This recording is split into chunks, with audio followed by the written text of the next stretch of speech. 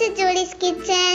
Judy's Kitchenல இன்னைக்கு நம்ம தக்காளி சாதம் எப்படி பண்றது பார்க்கலாமா? இது வரைக்கும் எங்க சேனலை சப்ஸ்கிரைப் பண்ணாதவங்க சப்ஸ்கிரைப் பண்ணுங்க. அப்படியே பக்கத்துல இருக்க பெல் பட்டனையும் கிளிக் பண்ணுங்க. ஆல் இருக்க ஆப்ஷனையும் மறக்காம கிளிக் பண்ணுங்க. தக்காளி சாதம் பண்றதுக்கு 2 டம்ளர் அரிசி எடுத்து ஒரு 20 நிமிஷம் ஊற வச்சுக்கோங்க ஃபர்ஸ்ட்ல. அப்புறமா இதை நம்ம நல்லா இந்த மாதிரி உதிரியா வடிச்சு எடுத்துக்கலாம்.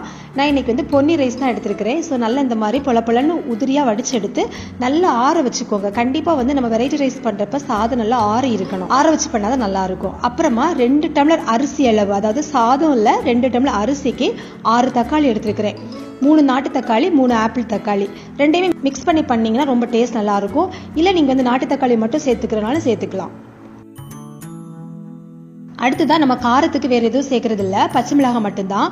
ஸோ ஒரு 8ல இருந்து 9 பச்சை மிளகாய் சேர்த்துக்கலாம். 2 இன்ச்சு சைஸ்ல இஞ்சி எடுத்துக்கோங்க. இப்ப நம்ம எடுத்து வச்ச தக்காளி இந்த மாதிரி கட் பண்ணி மிக்ஸி ஜார்ல சேர்த்தாச்சு. ஸோ அது கூட நம்ம எடுத்து வச்சுக்கிற பச்சை மிளகாய், நம்ம எடுத்து வச்சிருந்த இஞ்சி இல்லையா, அதை நம்ம அப்படியே சேர்க்காம கட் பண்ணி சேர்த்துக்கோங்க. அப்பதான் உங்களுக்கு நல்லா அரைப்படும். ஸோ இது மூணத்தையும் தண்ணி எதுவுமே சேர்க்காம நல்ல இந்த மாதிரி ஒரு ஃபைனான பேஸ்டா அரைச்சு எடுத்துக்கோங்க. இப்போ நம்ம தாளிக்கிறதுக்கு ஒரு அகலமான கடாய் எடுத்துக்கோங்க. அதுதான் உங்களுக்கு சாதம் பண்றதுக்கு ஈஸியா இருக்கும். ஸோ அதில் ஒரு 3ல இருந்து 4 டேபிள் ஸ்பூன் அளவுக்கு எண்ணெய் சேர்த்துக்கலாம். எப்பவுமே நம்ம வெரைட்டி ரைஸ் பண்றப்போ கொஞ்சம் எண்ணெய் அதிகமாக சேர்ப்போம். ஏன்னா அந்த சாதம் ஒன்னோட ஒட்டாம உங்களுக்கு நல்ல உதிரியா இருக்கணும்னா கொஞ்சம் எண்ணெய் அதிகமாக சேர்த்தா தான் நல்லா இருக்கும்.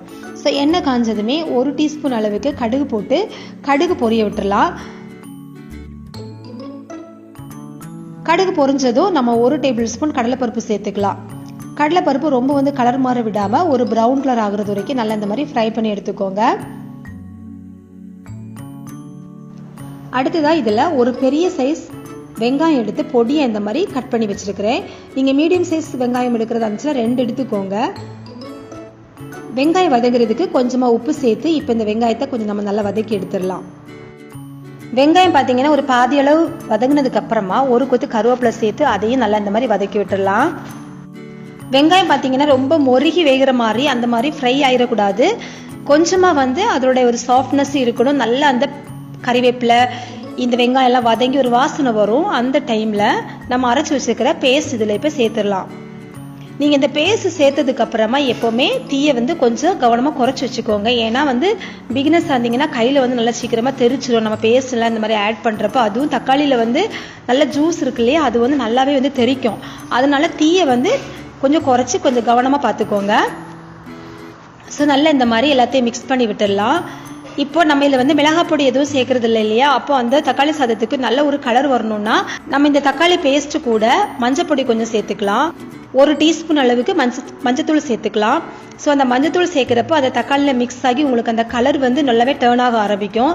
ரொம்ப சூப்பரா இருக்கும் அந்த சாதம் நீங்க செஞ்சதுக்கு அப்புறமா.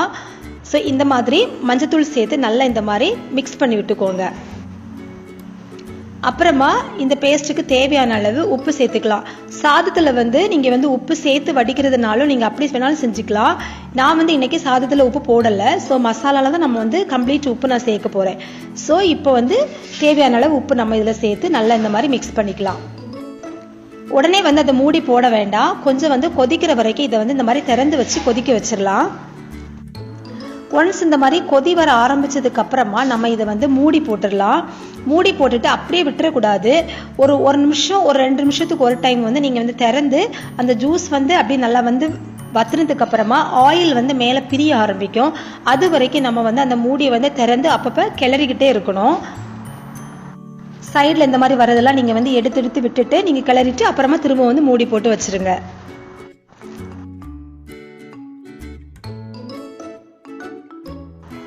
ஸோ இப்போ பார்த்தீங்களா இந்த மாதிரி தண்ணி எல்லாமே நல்லா வத்தி வந்துருச்சு. இந்த மாதிரி மேலே எண்ணெயும் தெளிஞ்சு வர ஆரம்பிச்சிருக்கு பார்த்தீங்களா. இந்த ஸ்டேஜில் இப்போ நம்ம சாதம் ஆட் பண்ணிடலாம்.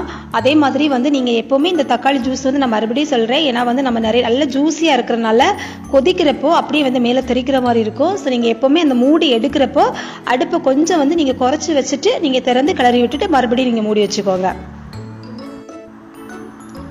இப்போ நம்ம வடிச்சு வச்சிருக்கிற சாதத்தை கொஞ்சம் கொஞ்சமா இதுல சேர்த்துடலாம். இப்போ இதை மெதுவா நீங்க மிக்ஸ் பண்ணி எடுத்துக்கோங்க. சாதம் வந்து உடைஞ்சி போயிடக்கூடாது. அதே டைமில் வந்து மசாலா எல்லா பக்கமும் மிக்ஸ் ஆகுற மாதிரி நீங்கள் இந்த மாதிரி மிக்ஸ் பண்ணி எடுத்துக்கோங்க. ஸோ இந்த சாதம் மிக்ஸ் பண்ணக்கூடிய டைமில் வந்து நீங்கள் அடுப்பு ஆஃப் பண்ணிடுங்க. அடுப்பு ஆஃப் பண்ணதுக்கப்புறமா நீங்கள் இந்த மாதிரி மிக்ஸ் பண்ணி விட்டுருங்க. இப்போ பார்த்தீங்கன்னா சூப்பராக நம்மளோட தக்காளி சாதம் வந்து மசாலா எல்லாம் வந்து நல்லா பிடிக்கிற மாதிரி சாதம் வந்து உடையாமல் இந்த மாதிரி நல்லா உதிரியாக இதை வந்து மிக்ஸ் பண்ணி எடுத்தாச்சு. ரொம்ப டேஸ்ட்டாக இருக்கும். கடைசியாக வந்து பார்த்தீங்கன்னா இதில் வந்து கொஞ்சம் கொத்தமல்லி இலை வந்து நம்ம வந்து போட்டு இதை வந்து டெக்கரேட் பண்ணிடலாம். இந்த கொத்தமல்லியில் கண்டிப்பாக தூவுங்க, அந்த ஃப்ளேவரும் ரொம்ப நல்லாயிருக்கும். சின்ன குழந்தைங்க முதல் பெரியவங்க வரை எல்லாருமே ரொம்பவே இதை விரும்பி சாப்பிடுவாங்க. ஏன்னா வந்து தக்காளி தோல் எதுவுமே வாயில் உங்களுக்கு தட்டுப்படாது. ரொம்ப வந்து சாப்பிட்றதுக்கும் டேஸ்ட்டாக இருக்கும். குழந்தைங்களுக்கும் ரொம்ப பிடிக்கும். கண்டிப்பாக இந்த ரெசிபியை நீங்களும் ட்ரை பண்ணி பாருங்கள்.